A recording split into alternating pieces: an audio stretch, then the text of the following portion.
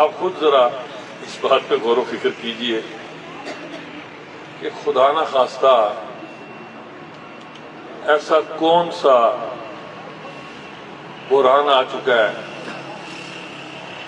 کہ مسلسل social media پہ یہ پروپیگنڈا کیا جا رہا ہے جی کہ ہم غیر معینہ مدت کی ہڑتال کریں گے. ایک دن یہ جو اپر اڈا میں مزدور بیٹھے ہیں انہیں مزدوری نہ ملے تو جائیں جا کے ان کے گھروں کا حال دیکھیں. یہ جو نادان دوست یہ دعوت فکر دے رہے ہیں انہوں نے جن ہزاروں کے گھر فاقہ مستی کو یقینی بنانا ہے ان کی دیکھ بھال کا بھی کوئی پروگرام سوشل میڈیا پہ دیا ہے. ایک دن ٹرانسپورٹ نہ چلے، صرف ایک دن، مالک کو بخار شروع ہو جاتا ہے کہ آج گاڑی کی کمیٹی کیسے دینی ہے، ڈرائیور اور کنڈکٹر کا کمیشن کیسے دینا ہے، اور یہ جو آج کے پیسے چڑھ گئے ہیں یہ تو اگلے 6 ماہ پورے نہیں ہوں گے. مسئلہ کیا ہے کہ جی آزادی اظہار کے اوپر قدغن کا ایک قانون آ گیا، جبکہ قطعاً ایسی بات نہیں ہے، قطعاً ایسی بات نہیں ہے. ایک آرڈیننس ہے جو صرف ایک چیز کو یقینی بناتا ہے کہ آپ نے جتنے احتجاج کرنے ہیں ڈپٹی کمشنر کو درخواست دیں تاکہ آپ کی زندگی اور باقی جو شہری ہیں ان کے روزمرہ کے معاملات دونوں کے تحفظ کو یقینی بنایا جا سکے. مثلا آپ کسی ایسی جگہ پر احتجاج کریں جہاں پہ کوئی روڈ بند نہ ہو، کوئی زچہ بچہ ہسپتال پہنچتے فوت نہ ہو جائے، کوئی مریض ایمبولینس میں دم نہ توڑ جائے، بچے پر وقت اسکول کالج پہنچ جائیں، مسافر اپنی منزلوں پہ پہنچ جائیں، کاروباری حضرات بغیر کسی ہنگامے کے اپنے کاروبار کھلے رکھیں، بھرپور احتجاج کریں آپ نے جس چیز پر احتجاج کرنا. حکومت نے فراخ دلی سے یہ دعوت دی اور اس پر حکومت مکمل عمل پیرا ہوگی کہ ایک وسیع بنیاد مشاورتی مجلس بنائی جائے.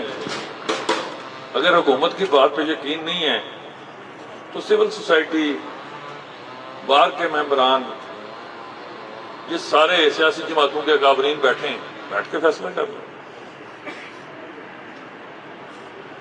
لیکن مسئلہ یہ نہیں ہے،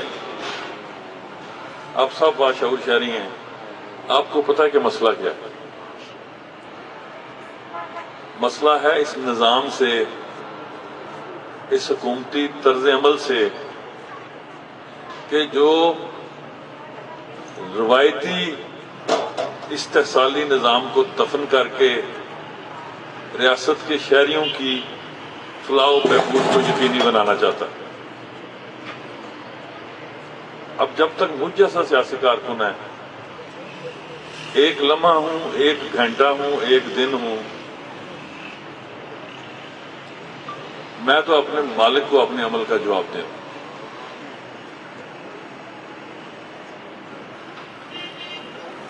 تنخواہ میں نہیں لیتا، ٹی اے ڈی اے میرے ذمہ کوئی نہیں. خالصتاً خدمت کے جذبے کے تحت 18-19 ماہ گزارے ہیں. یہ مظفر آباد کے شہریان کا، تاجران کا، سول سوسائٹی کا فرض ہے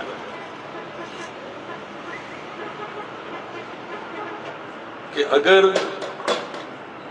18 ماہ میں جو شخص آپ سے مخاطب ہے، اگر اس مظفر آباد شہر کے شہریوں کو، نوجوانوں کو، میری بیٹیوں کو، میری بہنوں کو اس شخص کی کارکردگی پر یقین ہے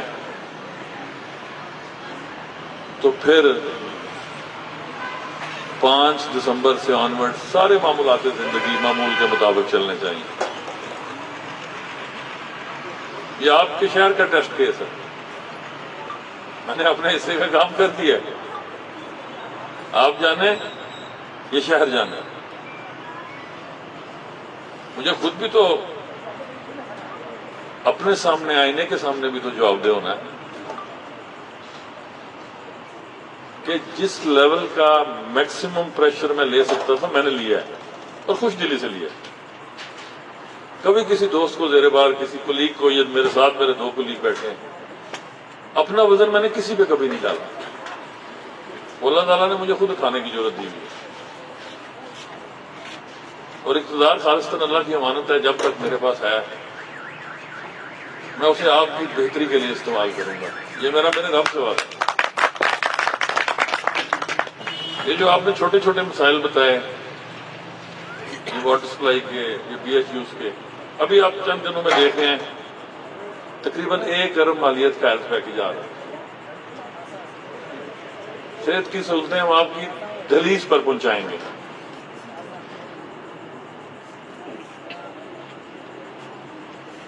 اٹھارہ ماہ میں الحمدللہ تمام تر چیلنجز کے باوجود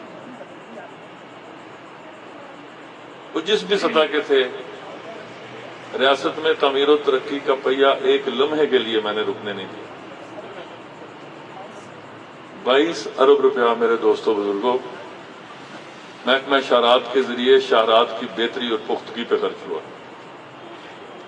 ٹینڈرنگ پروسیس میں صرف پہلی دفعہ ہی ٹینڈرنگ کرنے سے 3 ارب روپیہ بچا، جو لوگ کمیشن کی نظر کر جاتے تھے.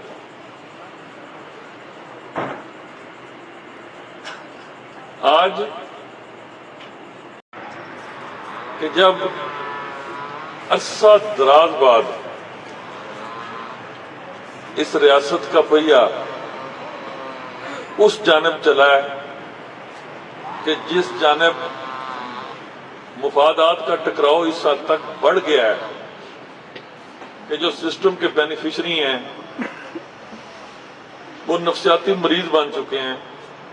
اگر یہ پہیہ اس رفتار سے چلتا رہا تو ریاست کا عام شہری اس کو تو ہر لمحہ سہولت میسر ہوگی، اور ہم جو عرصہ دراز سے اس سسٹم کے بینیفیشری تھے ہمارا تو تباہی اور بربادی ہو جائے گی. تو پھر وہ سب کیا کریں گے؟ وہ مختلف روپ دھار کے پھر پرانے نظام کو بحال کرنے کی کوشش کریں گے. اس صدارتی آرڈیننس کی موجودگی میں جتنے بھی پروٹیسٹ ہو رہے ہیں وہ ہو رہے ہیں نا. صدارتی آرڈیننس کہاں روک رہا ہے اس پروٹیسٹ کو؟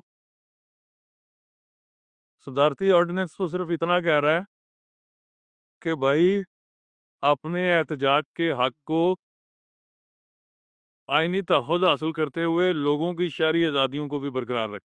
کیا یہ اچھا نہیں ہے کہ کہیں اس کے لیے ہر جو آپ کے ضلعی مقام ہیں ان پہ احتجاج کے لیے یہ ایسا مقام کا تعین کر دیا جائے جہاں وہ احتجاج کر سکے؟ دیکھیے یہ تو آپ نے بہت اچھی اور خوبصورت اور ایڈوانس قسم کی وہ دی ہے، برٹش ٹائپ آف پرپوزل، جس سے مجھے فکری سے 100% اتفاق ہے. لیکن ہمارا المیہ کیا ہے کہ شاید ہم صدارتی آرڈیننس کو زیر بحث لا کے درد کوئی اور دور کرنا چاہ رہے ہیں.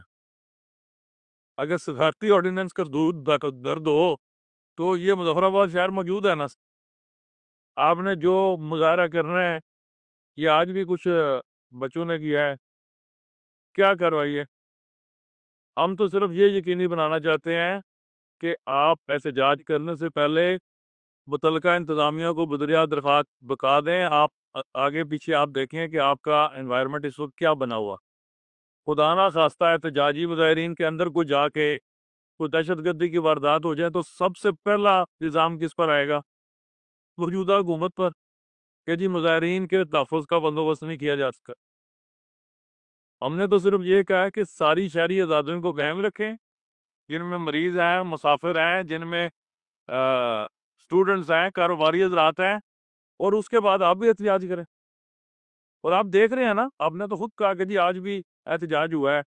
تو اگر صدارتی آرڈیننس احتجاج کو روکتا ہو تو پھر یہ احتجاج کیسے ہو رہا ہو؟ یہ احتجاج تو وہ کرتے ہیں، لیکن جس طرح ہمارے پریس کلب کے جنرل سیکرٹری کے خلاف ایف آئی آر ہو گئی تھی، وہ ایف آئی آر دو ہو جاتی ہے سب پہ. دیکھیں میری زبان سنیں، وہ فرشتوں کی حکومت ہے. آپ کے جنرل سیکرٹری کے خلاف ایف آئی آر آئی ہوئی، وہ ایف آئی آر ہوئی، گرفتار ہوئے، گرفتار تو تھی. 302 کا قانون موجود ہے، لوگوں نے بندے مارنے چھوڑ دیے. دفعہ 144 کے قانون موجود ہے، لوگوں نے اس کے احترام میں اکٹھا ہونا چھوڑ دیا. قانون تو اس بات کا سمبل ہوتا ہے کہ ہم نے سوسائٹی کو احتجاج کے لیے ایک آئینی راستہ دے دیا ہے. اب اس کی 100% عمل درآمد تو کبھی یورپ میں بھی کبھی نہیں ہوا. میں ریاست پاکستان کے تمام ذمہ داران کا، سیاسی قیادت کا، اسٹیبلشمنٹ کا شکر گزار ہوں کہ جب بھی کشمیر کی بات آئی انہوں نے فراخ دلی قلب و نظر و دل کا ثبوت دیا. اب بنیادی طور پر